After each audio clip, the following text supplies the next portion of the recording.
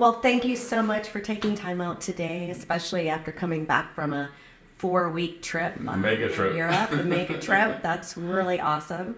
We understand that Dawn wasn't able to make it today. That's unfortunate. We really enjoy her and you both. So just glad to have an opportunity to talk with you today.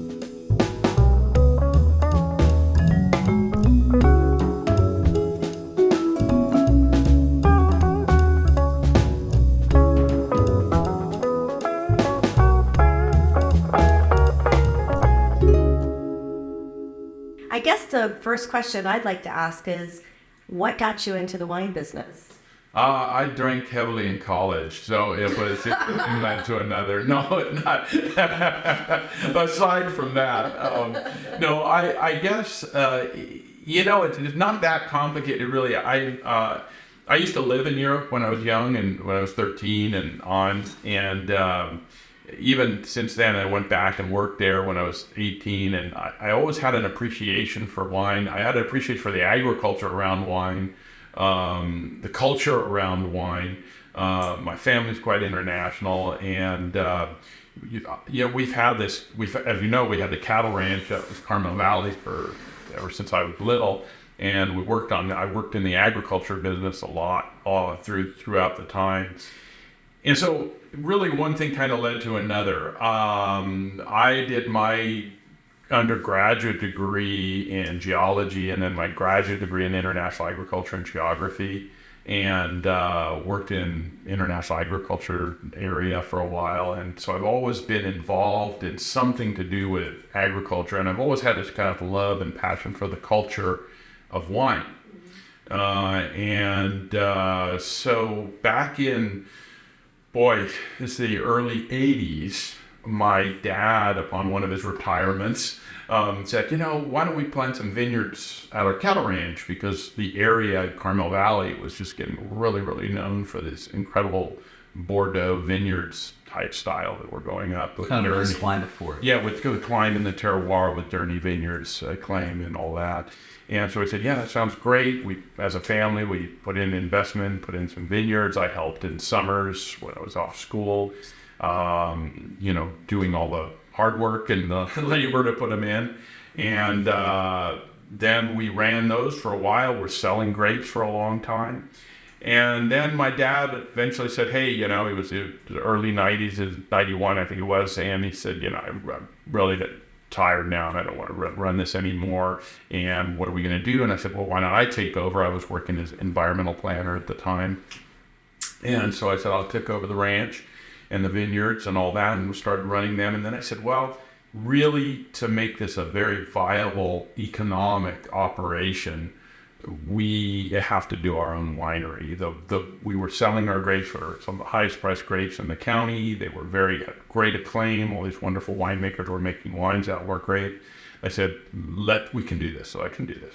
So, not knowing anything about how to start a winery, I said, well, I'm going to build one. So I surrounded myself with people who are a lot smarter than me and built a winery, and that same team is with me today. So it's great. And, the rest is kind of history. We built the winery and started making estate bottled wines, and one thing led to another, and that's it. Are they good wines? Oh, thank you. Thank you. Yeah, for those of you who don't know, we are members, have been members of Galante for a while. Absolutely. Absolutely fantastic wines here. So, how do you find a winemaker? Because there's so many people there like, I'm going to do this. Now, you had a different, because you had the land, you grew vines, you were selling it, right? But, a lot of people seem to just go buy stuff. Yeah, well, it's key to have not only great grapes, that's number one, but you do have to have someone or a team who is really capable in the winemaking. And we met Greg Vita, we've been working together over 30 years, so long time ago. He was, at the time, general manager of Spring Mountain Vineyards, been for 14 years. His family is also longtime Carmel area, as you know we are. And my dad had met Greg originally, and he was kind of consulting and helping us with vineyard stuff and all of that. And then when I took over, I started making homemade wines, and Greg would come up and do it with me, and we'd have fun doing that. And so when I decided to build the winery, I just say, great, can we do this together? Do you want to be the winemaker, the main winemaker, and teach me a lot, Right. which he has over the years, of course. And so absolutely, that was just, we did that and started, that friendship, long time friendship. And I think that the essential thing for me anyway about your team and your winemaking team is the same philosophy. You have to have the same philosophy. If you don't have the same philosophy in winemaking, it's just not going to work, because our main philosophy is growing the absolute best grapes we possibly can, never scrimping on quality there, and then just letting them express themselves in the wine. Yes, we do blends, we do this and that, but we don't do a lot of manipulation. We're really saying, these are the great grapes. We're going to do what we need to do, but not manipulate a lot. And to me, that really is important. And as you know, also, it's stylistically, you have to have the same thing. Our philosophy is we look to do kind of that old world style grapes, lower alcohol, or wines that have lower alcohol, higher acidity, ageability, all of that in our wines, which, in a lot of California wines is not the trend nowadays. So, especially for the Porto varietals that we're doing. And that philosophy has always been the same with Greg and me. And now his son, Chris, is our assistant winemaker.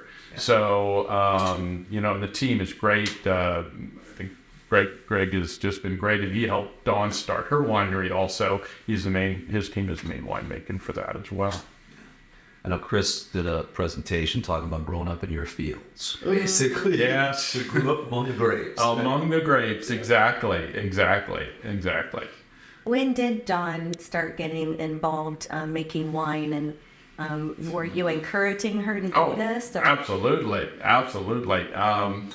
Dawn got started in the business because when we met 21 years ago, very soon after that, she has a background in business, and so she became the CFO of our winery, and of Galante family winery. And then she's been working at that for a long time. And then a bunch of years later, I guess it was about 13 years ago, she said, I really would love to do some more work with what her passion was, which was her work with nonprofit work with women and children at risk. Mm-hmm. And so I said, well, why don't we just start another winery, the wine business, and, tie that into the nonprofit. And so that's how Dawn's dream was born. The dream is not to have another winery. The dream was really to work with, it tied to the nonprofits for the women and children at risk. And so, of course, she started it, and we didn't want it to be just an arm of Galante Family Winery. We wanted it to be its own entity. And so she is totally in charge of that. She's CFO, she's in charge of the wine production and all of that. Of course, we're always together in the marketing and all of that, but in production. But it's completely different varietals from different vineyards. It's a Burgundian-based winery, or the specialties are Pinots or Rosé, Chardonnay. And it's just done great. It's done really wonderfully. Yeah, they're phenomenal. Oh, thank you. Oh, we can't have empty glass here, so let's try it. This, as you know, the Sauvignon Blanc is pretty important to us. It was the first wine we ever made with our Sauvignon Blanc. And so we love this wine. This is perfect. Ladies. Thank you. And all your wines are so good. It's an interesting thing about your wines too, Jack, is how do you make wines to age, right? I mean, there's a lot of wines out there that, man, you think they can go 10 years, they don't. No, right. And you're so disappointed. I know. When you open the bottle, you get that, gosh darn it. It's absolutely true. And it is in the side. Right over here is a rack of wines starting from 1994 going on. And we're very well known for the ageability of these wines. Right. That's extremely important to us. It's the style in which they're made. As I say, if you're doing wines which are way too high in alcohol, or too overripe fruit, they're just not going to work. They're just not going to age that well. And so we're really focused on making these wines, not only for enjoying them right now, but also for the ageability of the wine. And as a matter of fact, it's funny because I just got home, from Europe, and I received a letter. It was in our big stack of mail that we had, and it was from a lovely couple. I just read it this morning, as a matter of fact, and they were talking of how they had received as a gift a little tiny bottle of our 1998 Red Rose Hill Cabernet Sauvignon. And they said they had traveled with it, they brought it to house as they moved over the years. And this was, I think they said they got it back 2000 and back in 2000 or something, or 2001. And as a gift. And they said they don't have a temperature control place to store it or anything like that, but they always brought this special gift with them. And they finally opened it up a week or so ago. And they were just raving about how great it still was. And they couldn't believe that it had held up. And so it was really fun to read that. And, of course, I encourage everybody storing the wine properly. But this is the kind of wine we're making. And even here we have, wines, and we do tastings at the tasting room of some of our older wines. And that's what we're really, really proud of, is how well these wines age, but also how nicely they drink at young. And that's kind of the key. And I think we're learning all the time how to do that better and better and better. Yeah. Yeah. Well, you two, again, very good job. I mean, all of your wines are spectacular. Thank you. We're looking forward to doing that vertical tasting pretty soon. Yeah, so we've purchased 8 of your Petite Syrahs, which we're going to have. Oh, yeah. So one of the things you guys really, like you said, you've got that whole kind of, I kind of consider you like hidden Rhone too, kind of, right? I mean, we do the styles. We do a little of everything. Yeah, you kind of mix them all in. We really are trying to mix them in. Yeah. So when you planted your grapes, you just went crazy. I mean, because how many different varieties do you have? Boy, estate. Well, when we started, it was only a few varietals, the Cabs, and the different vineyards, the Cabs, the Sauvignon Blanc, Merlot, and that was it to start. And then over time, as I took over, we started planting more vineyards, grafting some, planting new. Malbec, of course, has become extremely popular for us. Our Petite Syrah, which is very, very highly acclaimed. It's been wonderful. So we do, what do we do? About 9 different wines now. So yeah, we're really happy with it. We even do the Pinot, but it sells out very quickly. I don't even have any here, but it's grown very high elevation. So it's a different style than the rest of the Pinots in Monterey County. It's grown up at 1,800 feet, very deep, very rich. I know you've had the Pinot before, and love that wine too. But but I'm not as focused on the Pinots, even though it does really well up there. I'm really focused on those Bordeaux varietals, and we're coming out with some really fun stuff. We're coming out with an incredible Super Tuscan, a Sangiovese Cabernet blend that we're really excited about, and just having fun with it. We're always trying to kind of push that limit and do something new. And we're almost 100% direct to consumer wine. So we used to do all the big distribution, 15 states and 5 countries. We're traveling all the time and doing all that. But then kind of gave that all up. We have a few really good friends who are distributors who we sell the wine to, but it's just not our focus. Our focus is now making our wine for our customers, for our wine gang, like you guys. And we're not a club, we're a gang. So we've got 5 boys, and you're not supposed to have a favorite, but of course we do. Of course. You know who you are. What's favorite wine you ever made? Oh boy, that's it. And exactly what you said. I think we have 5 kids as well, and they're all favorites at certain times. That is true. But so I've made a bunch over the years. Wow, it's such a hard. Every single thing we put out, we love, and I will never put out a wine ever that I don't really love that wine. The Sauv Blanc to me is so fabulous. I mean, I just great bring wine, by the way. wine. And of course, our signature wine, our Blackjack Pastor, to me is a great it's really near and dear to me. We have one called Legacy now that I made in honor of my great grandfather, who founded Carmel, and that is super. It's really hard for me to say if there was ever a very favorite wine. And the funny thing is, they do change over time. Yeah. And like I've always said, our '97 Blackjack Pasture was my all-time favorite wine. Of course, sold out now, but now I'm drinking a '99 Blackjack, which is unbelievable.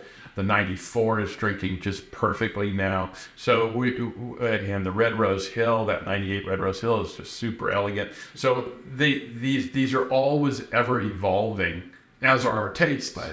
So, and sometimes to me, because I love to cook, and I do a lot of cooking, and also that matching of the food with the wine is so important, and where you're at, like, and you guys love traveling too, and we, as I say, we're traveling all over Europe, and some of the places you go, and this is the best part about the wine business, is you're maybe drinking a fondant and having a fondue in Zermatt or something. Right. Maybe that's not the best wine in the world, but at the time you're drinking it in that environment, it's great.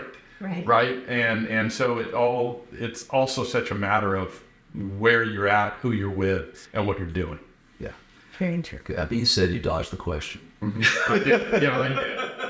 did. It's just too hard for that. I just don't know if I have a favorite one. How about this? Have you ever extinguished anything in your library like that? Like the very last library bottle came out. Or do you still have one of everything you've ever made? I do not have one of everything I've made because, for instance, the whites, I don't keep them all. Right. Because I know that there's some good ones. I do have some still 94 Sauvignon Blanc in my cellar, and I bring them out once in a while. They're still drinking well. But I know they're not the same as they should be. Right.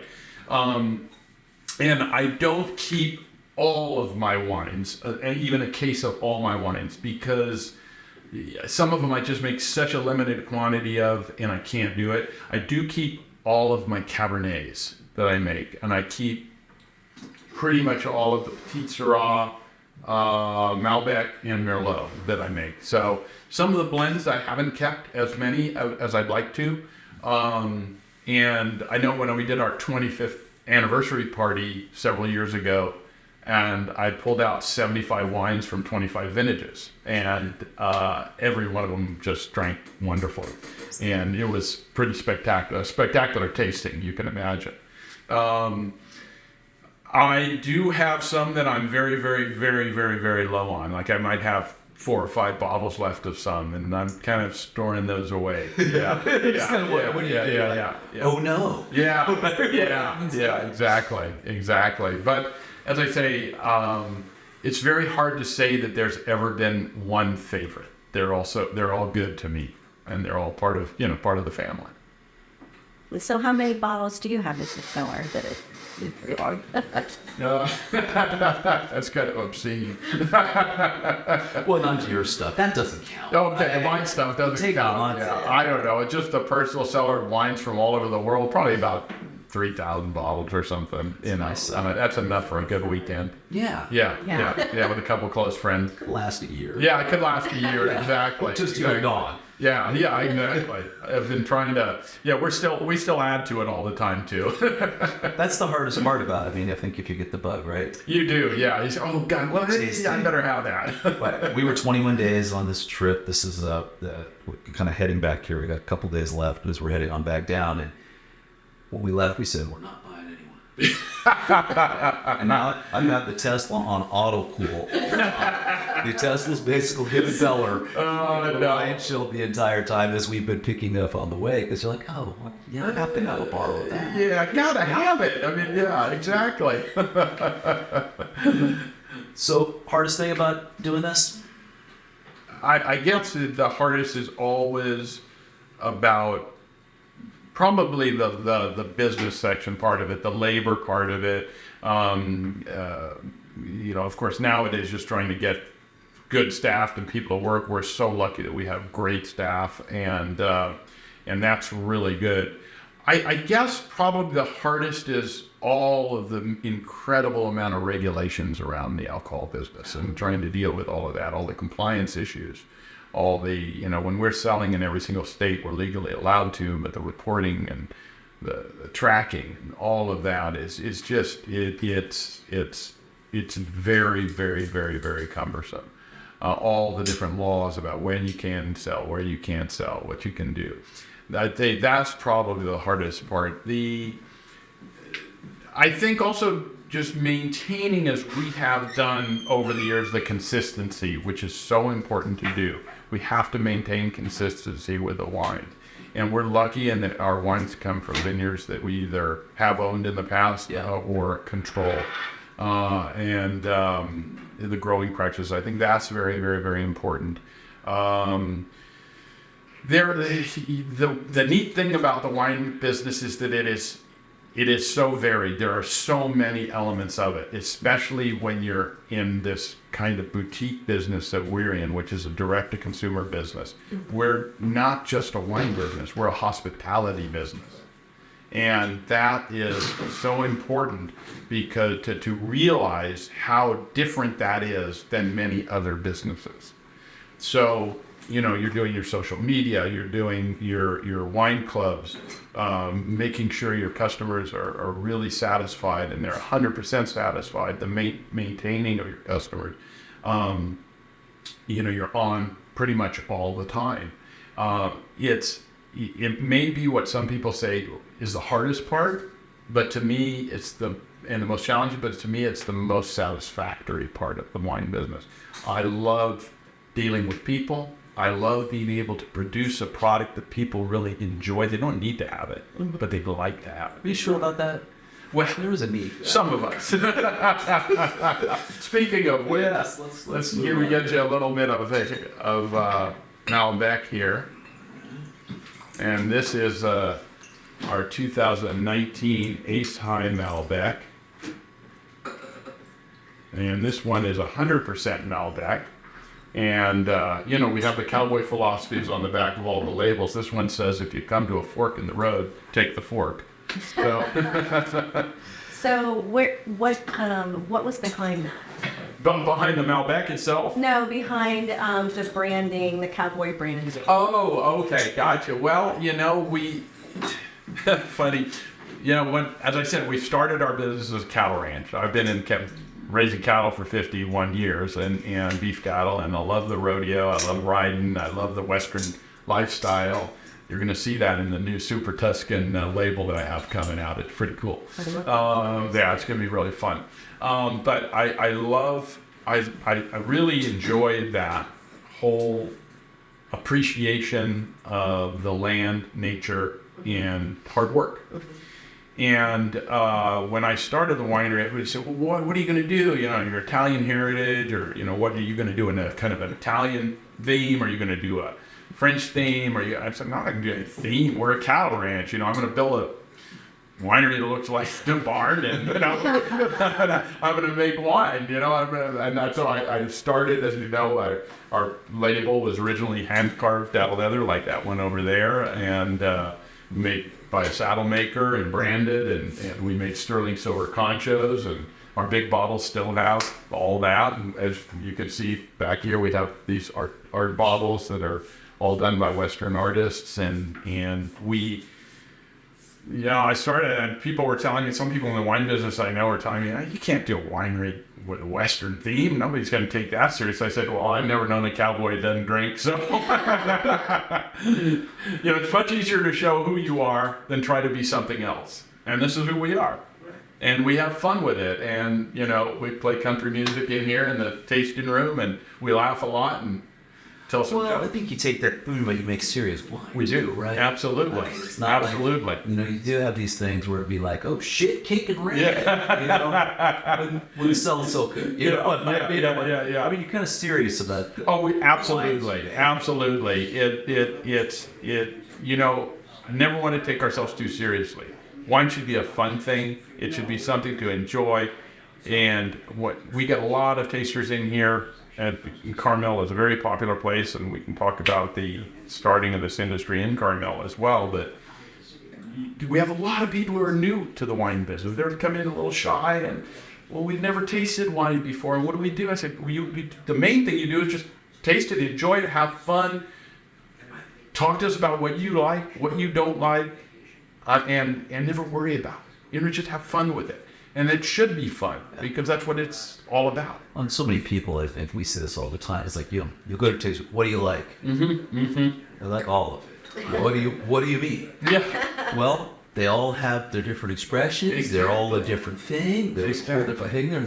But you get people that's pigeonhole, right? Yeah. They've got Chardonnay and Cabernet. Yeah. And that's kind of, or maybe a Syrah or this. Yeah. And they will only, and it's kind of strange. I mean, when as a winemaker, it's got to kill you, right? Well, you're right. You're right, Brett. And one of the things that's one of the reasons we kind of stopped, one of the many reasons we stopped doing the big distribution throughout everywhere, because there were so many places that just did not, they said, well, our customers will drink Cabernet, or our customers will drink something, but we're not going to put Petit Syrah on me.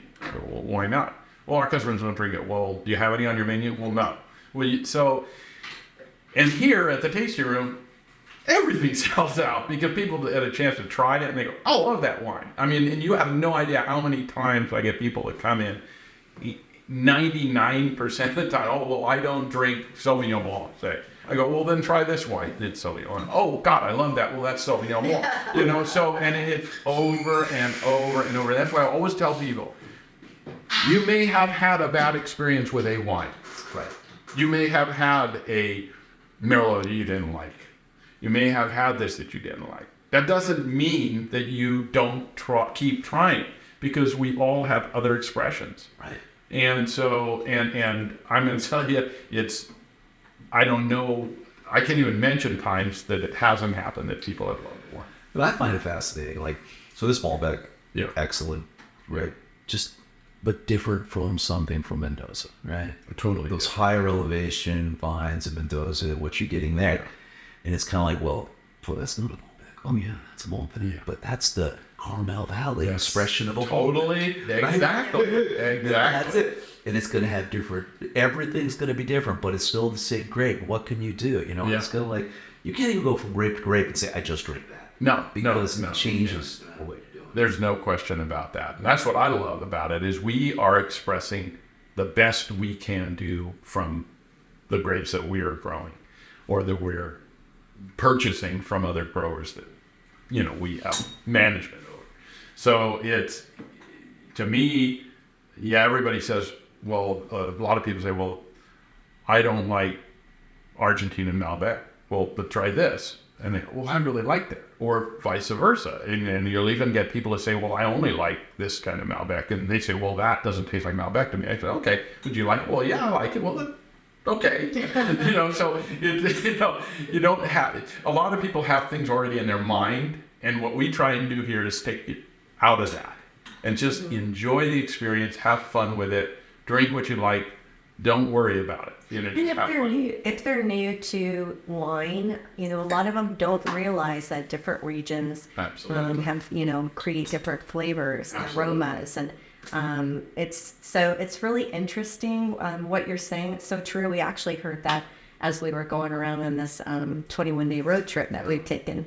But if you're out there, just be open to trying the same type of wine, but in different areas, because you never know. You don't ever know. That's exactly it.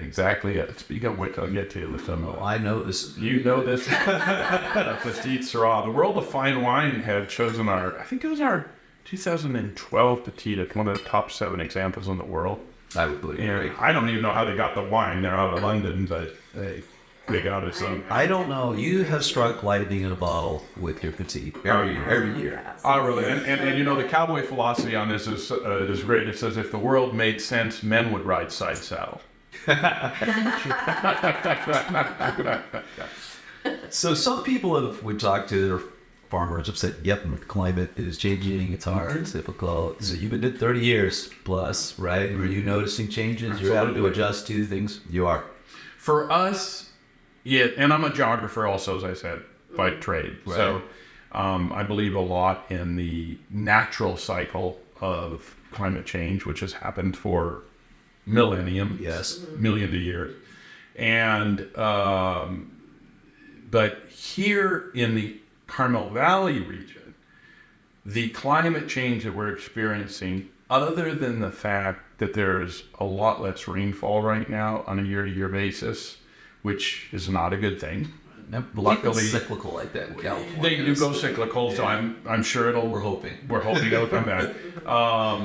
We're very fortunate where these vineyards are is that we have riparian rights in the river, and so we have plenty of water, we have plenty of groundwater. But in reality, we don't use a lot. We do almost all dry farming. So other than when it's too hot, we'll give them some water and some encouragement. So we don't want to stress those grapes too much. We don't want to harm them. right. So, what we have seen is the climate change in our area has been a big benefit. When I started this, we knew you could just count on getting frosted in certain levels. We had overhead sprinklers for frost protection, everything like that. We haven't had to use those in 10 years or more. Wow. So we're a lot better in terms of frost problems. So your frost zone has lowered a lot in elevation. It used to be always, 1,000 or 1,200 feet that you're going to get frosted, and now we're down 700-800 feet. So in all of the grapes we grow, 800 feet to 2,200 feet, so they're above that. So we are seeing those as benefits for us, whereas in other areas of California, they're getting too hot and having too much trouble. Right. And so that, in terms of heat and all of that, as you know, you've been traveling around a lot, and people have experienced that. Now, there's also other sides to that. We've had more fires. I lost the crop 3 times in 12 years to fires. Mm-hmm. So that has been a big, big, big problem. Did you just because of smoke taint or smoke taint? Smoke taint. Well, properties burn down also, but right. But vineyards don't burn that much. Right. So, but that's been a big problem. Big problem. I would think, smoke taint. We actually were up at Romby. Is it? The other day. Is it Salvatore? Yep, with Sal. Sal. Mm-hmm. Sal's a great guy. Great guy. But he bottled this 2016. It was 2020. 20, yeah. Was this 2020? Yeah. The 2020 yep. with the smoke tank. Yep. Right? Yep. Just so people would experience. Yep. But it was funny. I basically, it was like Lefroy. It was a scotch. I know. It's kind of weird. I just got back from Scotland, so do I know Scotch? So I actually bought a bottle. I said, I got to try this with a cigar. Yeah. Well, you're going to have to get one of my bags. I make a whole line of cigars back here, so I'll have to give you one. You make cigars? I have them made for us, yeah. They're fine-aged Dominican Republic. They're really great line of cigars. Yeah, I'll get you one. They're real good. Or a couple. Oh, yeah, you like them too? Good. My wife does too. Occasionally. They're really good. But, and that's true. I did not make any of the 2020. It was, the fire burned down 70% of the property, and we were right in the heart of it. So it was pretty tough. I did make some of my wines in the 2008 when we had the fires there. I made some of them. And because then it was just a lot less smoke. It was smoke taint, but a lot less. And so when we did the measurements of that, we said, in the tasting, they were interesting, and they were like, just perceptible. Mm-hmm. The 2020 for us, it tasted like an ashtray. I couldn't do it. But yeah, yeah. But the 08, and I got people still calling me and saying, can I get some of that 08 wine? And we're totally sold out because it was just that one. Everybody come in and say, hey, what do you think about that wine? Because they didn't know about the fires and stuff. And I said, he said, man, I'd love this with a barbecue or something. I go, well, that's because it has this small amount. So sometimes you can work with it, but for us, for 2020. No, I was happy he bottled it. Oh, yeah. Because I think it was really interesting just to see, wow, this is what smoke taint really is. And Sal's doing a very small amount of very high-end wine, and he's able to do that. The rest of his stuff is and his wines are impeccable. So really, really good stuff. He works he bottles at your facilities, right? Yeah. It's Greg helps him with his winemaking as well, and we all, we're all a family up here. So we're all a small community, and I've been lucky and fortunate to have helped. Not Sal, but several winemakers get started. When we've started making their wine for them, in small batches, and now they have their own places and facilities, and they're all in. That's what you love to do, and that's another really great thing about this community, is that people, all of us know each other. We're friends. We share equipment together. If somebody needs something, you just get it to them, and there's really. Everybody says, "Oh, there's so many wineries, there's so high competition." We're not competing against anybody except ourselves. And then I think that's the way pretty much everyone feels in this area. The town of Carmel has been just boomed now with wineries. I started the first tasting room here, and yep, this is the first one. You're sitting in it now, yeah, and we subsequently been picked as one of the top tasting destinations in the U.S. And so, for obvious reasons, there's 15 tasting rooms here. You can walk to everywhere. Everyone is unique. Monterey County is the largest grape growing region in the U.S. It's a fabulous region with a lot of diversity, and some of the best winemakers around are located here in either Carmel Valley or Carmel. Yeah, and so it's pretty cheers. So what is your secret of this petite Syrah? Because year after year you crush it, man. Yeah, thanks a lot. I appreciate it. I just love it. I think it's a very elegant wine. A lot of people confuse it with Syrah, which it is not a Syrah. My wife makes a gorgeous Syrah. This is what, Durif? Durif. And who wants to put Durif on the label? So, again, it's how it's grown. This is grown at about 2 tons an acre. Very small production, very tight berries. It just does really, really well in the Carmel Valley appellation. And we don't do a lot of manipulation with it. That's it. And, again, we're not picking it at an overripe state.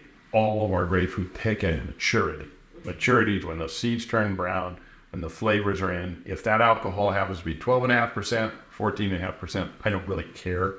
But we're not doing the overripe style to get that big, juicy, jammy character and then water you back. We just don't do that. It's not the style of wine we makes. And so this one, you're always, as in all our wines, you're going to have the really good flavors of the grape. And then you're going to have that nice bright acid on the backbone. So you can, that this is going to go with food and be enjoyable. None of these are what I consider huge ones. They're not these massive fruit bombs. Right. They're just not. It's not what we do. But they're always going to linger on your palate. They're always going to stay there. You're going to be able to enjoy that flavor, which is going to also enhance your experience with your meal. And that's what we've always tried to accomplish. That's what I grew up with in wines from Europe. And so that's what we're trying to do here. And of course, we have our signature cab, our Blackjack Pasture, which you guys know. Yes. We know all of your versions. Chris did name, I think he said the 2018 Blackjack Pasture was his all-time favorite wine. Yeah, and it's interesting because I think he and his dad differ on that, which one is the all-time favorite. The 18 was really good. This is the 19, the new release. Out of the 18, other than the library. And I'm really liking how this 19 is turning out. It's... I think you get a little bit more depth potentially from the 18. When did you guys release this? Pardon me? When did you release this? We released it about a month ago. Okay. Yeah. All right. So? Really chewy, Yeah. really nice full-bodied tannins. That chewiness in the tannin that always signifies the Blackjack Pasture cab. Single vineyard, 100% new French oak. It's been made the same way since 1994. Same grapes. It's got that dark fruit. It's kind of berries and the fruit, but it's just so Yeah, it is perfect, nice finish. Yeah, really nice finish. Good balance. Yeah, really good balance. Yeah, I love this wine. I've always loved Blackjack. We've always made it in the same way. It just has its own characteristic, and it's again all about the terroir of that field. I do taste a little bit of cigar in there. Little hint of that cedar, that cigar. Yeah, And you get that from the vanilla character, also from the barrels, which is really neat. Yeah. So, what's your philosophy on new, old? Do you guys do? What's your blend? Is it like with this wine? This is 100% new. Always has been. 100% new. 100% new oak every year. The French? Always French. Yes. We change different years in terms of how much is going to be in puncheons versus regular sized barrels. Okay. Depending on how big that wine is, how much tannin that grape has. Okay. So sometimes we'll do a couple of blends of those. Sometimes this year was more of the puncheons. The current year is going to be all smaller barrels. So it just depends, but we taste those grapes and we see what we're going to do. Then, the other wines, almost all of them, as a matter of fact, all of them, except the Sauvignon Blanc, which we do about 2 or 3 months in a new oak, in a new barrel, stainless and then a new barrel.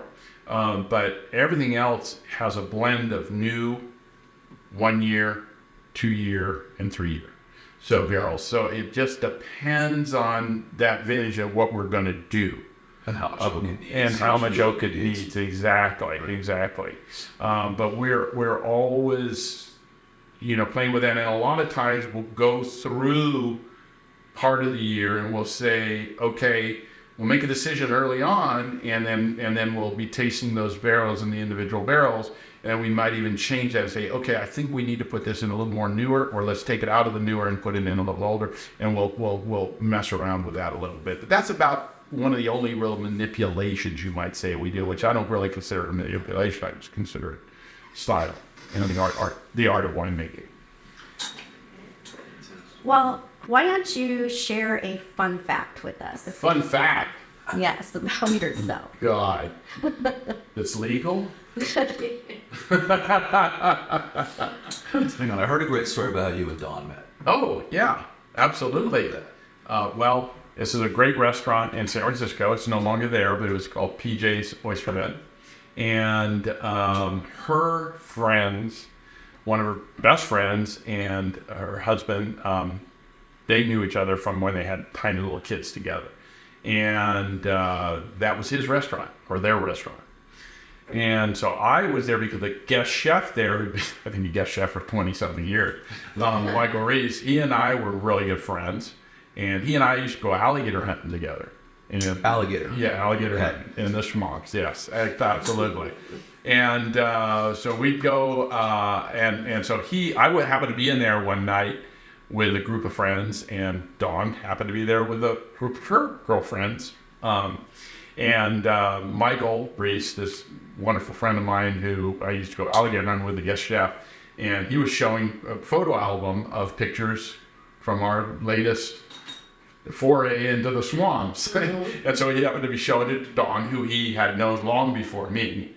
And I saw Dawn over there, and I said, "Hey, Michael, who's that?" He said, "Oh, that's Dawn, friend. I've known Dawn." I said, "Well, send her a glass of wine from me." And so that was that. She didn't know it was my wine, but it was that's okay. And then I went over and introduced myself, and she was on her way back to where she was from, which is Michigan, to visit some family, and I asked for her address, and I wrote her a letter, and kept up writing letters, and finally she came back home, and we had our first date, and we've been inseparable since. Oh, that's so, yeah. And she, story. the first time she said, I said, "Well, can we have a date?" And I asked her, "I've been dating." She said, "Well, you mind if I bring 3 girls with me?" And I said, "I don't know what you did." But of course they were about this tall. They were 3 little daughters, and so they came, and I had little makeup bags for each of them. And so the girls quickly became part of the family with my 2 boys, and yes, we've been inseparable ever since. Yeah, it's been great. Yeah. I think that's a perfect way to wrap it, buddy. You got it. Thank you so much. And what we see on the back of this label says always drink upstream from the herd, so. So if you haven't tried Galante, Carmel by the Sea, come on in. One of the best wines, one of the best tasters, one of the best winemakers we know. Thank you so much. Thank you. Appreciate it, Brett. Good to see you. And See you, my dear. cheers to that. Cheers.